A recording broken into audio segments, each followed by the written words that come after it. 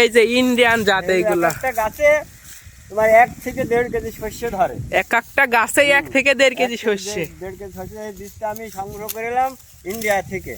ও India থেকে 50 গ্রাম বীজ এনে এলাম 500 টাকা দিয়ে।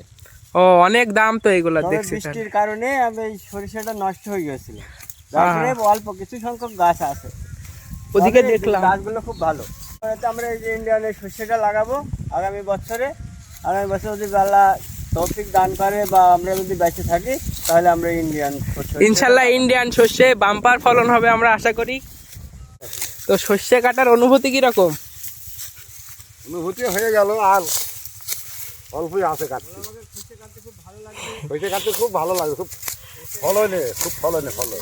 আমরা তো দেখতেই পাচ্ছি যে অনেক শস্য ধরেছে গাছে মাশাআল্লাহ। তো ইনারা কিন্তু অভিজ্ঞ কৃষক, ইনারা দেখছেন কত সুন্দর লাগছে, আমার কাছে দেখতে কিন্তু খুবই সুন্দর লাগছে দৃশ্যটা। তো একটা গাছের সাইজ কিন্তু আপনি দেখতে পাচ্ছেন, একটা মানুষের খুব ফলনশীল গাছ। তো আপনি কি 12 গাছ, কি গাছ? ভিত্তা 12।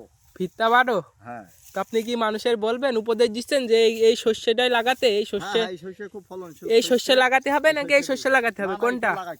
এটাই লাগাতে হবে তাই না? লাইন ধরে লাগাইতে হবে, ইনশাল্লাহ ফলনশীল বাম্পার ফলন। জি।